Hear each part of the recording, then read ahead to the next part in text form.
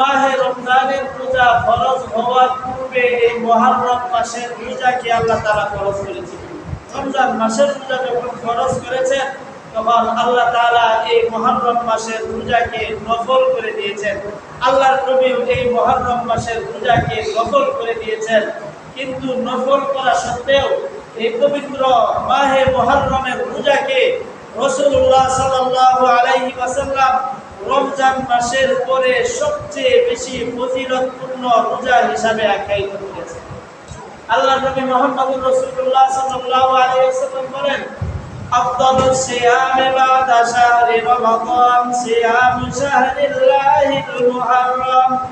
আল্লাহর নবী মুহাম্মদুর রাসূলুল্লাহ সাল্লাল্লাহু আলাইহি ওয়াসাল্লাম বলেন, রমজান মাসে বাদ দিয়ে যত রোজা আল্লাহ পাক রব্বুল আলামিন বাকি 11 মাসে নির্ধারণ করেছেন, নফল করেছেন, সুন্নাত করেছেন, সবচেয়ে বেশি উত্তম রোজা হলো সিয়াম শাহরিল্লাহিল মুহররম। মুহররমের রোজাকে আল্লাহ তাআলা সবচেয়ে বেশি পছন্দ করেছেন এবং উত্তম বলেছেন। অর্থাৎ পবিত্র মাহে রমজানের মধ্যে রোজা রাখি, এই রোজার পরে মুহররম মাসের রোজার ফজিলত মুহাম্মদুর রাসূলুল্লাহ সাল্লাল্লাহু আলাইহি ওয়াসাল্লাম দিয়েছেন। হযরত আব্দুল কাদের জিলানী রাহমাতুল্লাহি আলাইহি ওনার লিখিত একটি কিতাব আছে বুনিয়াতুত তালিবিন, ওই কিতাবের মধ্যে আছে তিনি একটি হাদিস পেশ করেছেন। হযরত আব্দুল কাদের জিলানী রাহমাতুল্লাহি আলাইহি বলেন, মান সামা ইয়াওমান মিনাল মুহররম ফালাহু বিকুল্লি ইয়াউমিন 30 ইয়াওমা। যে ব্যক্তি পবিত্র মাহে মুহররমে একটি রোজা রাখলো, রাসূলুল্লাহ সাল্লাল্লাহু আলাইহি ওয়াসাল্লাম ইরশাদ করেন, পবিত্র এই মাহে মুহররমে পুরো ব্যক্তি যদি একটা রোজা রাখে, এই একটা রোজার ফজিলত হিসাবে আল্লাহ তাআলা তাকে এক মাস রোজা রাখার সওয়াব দান করেন। সুবহানাল্লাহ।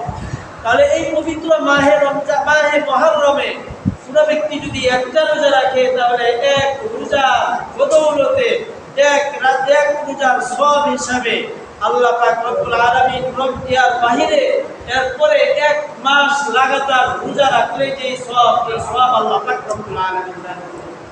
আর এই পবিত্র মাহে মুহররমে অন্যতম একটা দিন রয়েছে, সেই দিনটাকেই বলা হয় আশুরার দিন। এই আশুরার দিনে রোজা রাখলে কি হয়? রাসূলুল্লাহ সাল্লাল্লাহু আলাইহি ওয়াসাল্লাম বলেন যে আশুরা এমন একটা দিন, যে দিনে আল্লাহ তাআলা অনেক গুরুত্বপূর্ণ ঘটনা ঘটিয়েছিলেন। এই পবিত্র মাহে মুহররমের মধ্যে আশুরার দিন এমন একটা ফজিলতপূর্ণ দিন।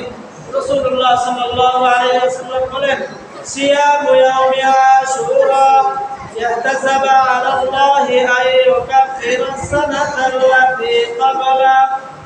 মুহাম্মদুর রাসূলুল্লাহ সাল্লাল্লাহু আলাইহি ওয়াসাল্লাম বলেন, সিয়ামু ইয়াউমি আশুরা, আশুরার দিন যদি কোনো ব্যক্তি রোজা রাখে, তাহলে আল্লাহ পাক রব্বুল আলামিন তার পিছনের 1 বছরের গুনাহ মাফ করে দেন। সুবহানাল্লাহ।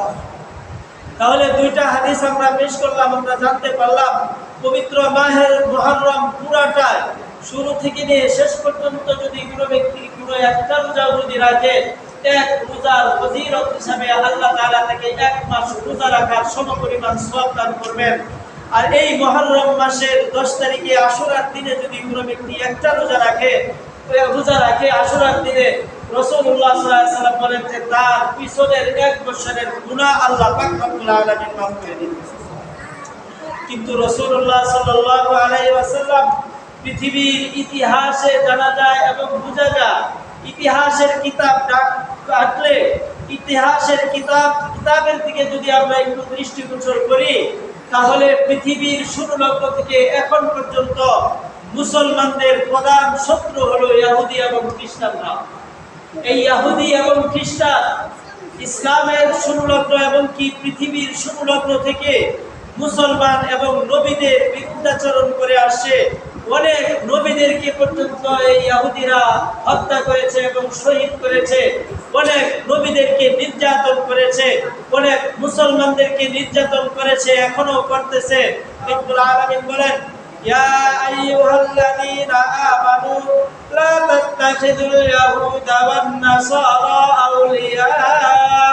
আল্লাহ পাক রব্বুল আলামিন বলেন, হে ঈমানদাররা, তোমরা যারা আমার উপরে ঈমান এনেছো, তোমরা যারা আমার নবীর উপরে ঈমান এনেছ, তোমরা যারা আখিরাতের উপরে ঈমান এনেছ, তোমরা যারা কোরআনের উপরে ঈমান এনেছ, তোমরা যারা হাসরের দিনের উপরে ঈমান এনেছ, তোমরা যারা কবর জগতের উপরে ঈমান এনেছ, তোমরা যারা জাহান্নামের প্রতি ঈমান এনেছ, তোমাদের জন্য আমি আল্লাহ তাআলা আবশ্যক করে দিলাম, তোমরা কখনোই যতদিন দুনিয়াতে থাকবে ততদিন পর্যন্ত ইহুদি এবং খ্রিস্টানদেরকে তোমরা আপন মনে করো না, তাদের সাথে বন্ধুত্ব করো না। কারণ ইহুদি এবং খ্রিস্টান এই দুইটা জাতি এমন জাতি যে জাতি শুরু লগ্ন থেকে ইসলাম এবং মুসলমান এবং নবীদেরকে পর্যন্ত কষ্ট দিয়েছে, ইসলামের বিরুদ্ধাচরণ করেই আসছে, করতেই আছে এবং কিয়ামত পর্যন্তই করবে। এই জন্য রাসূলুল্লাহ সাল্লাল্লাহু আলাইহি ওয়াসাল্লাম এই আরাফার দিনে, আশুরার দিনে রোজা রাখার ক্ষেত্রে মহানবী সাল্লাল্লাহু আলাইহি ওয়াসাল্লাম বলেন, সুমু ইয়াওমা আশুরা ওয়া খালিফু ফীহি আল-ইয়াহুদা সুমু ক্বাবলাহু ইয়াওমান আও বা'দাহু ইয়াওমা। এই জন্য রাসূলুল্লাহ সাল্লাল্লাহু আলাইহি ওয়াসাল্লাম বলেন যে তোমরা আশুরার দিনে রোজা রাখবে, তবে রোজা রাখার ক্ষেত্রে তোমরা একটা জিনিস অবশ্যই লক্ষ্য রাখবে, এই পবিত্র মাহে মুহররমের 10 তারিখে তোমরা রোজা রাখবে। রোজা রাখার সাথে সাথে আরেকটা জিনিস, আরেকটা কাজ তোমরা লক্ষ্য রাখবে, ইহুদিদের বিরুদ্ধে আচরণ করবে। কারণ ইহুদিরা তোমাদের শত্রু, ইহুদিরা তোমাদের বন্ধু না, খ্রিস্টান তোমাদের শত্রু, তারা কখনোই বন্ধু হতে পারে না। সুতরাং ইহুদি এবং খ্রিস্টানদের, ইহুদিদের বিরুদ্ধে আচরণ করবে। আর বিরুদ্ধাচরণ তোমরা কিভাবে করবে? তো রাসূলুল্লাহ সাল্লাল্লাহু আলাইহি ওয়াসাল্লাম বলেন যে এই পবিত্র মাহে মুহররম, এই মুহররম মাসের আশুরার দিনে যে তোমরা রোজা রাখবে, তার আগে অথবা পরে আরেকটা রোজা রাখবে। কারণ ইহুদিরা একটা রোজা রাখে, তোমরা দুইটা রোজা রাখবে। মুহররম মাসের 10 তারিখে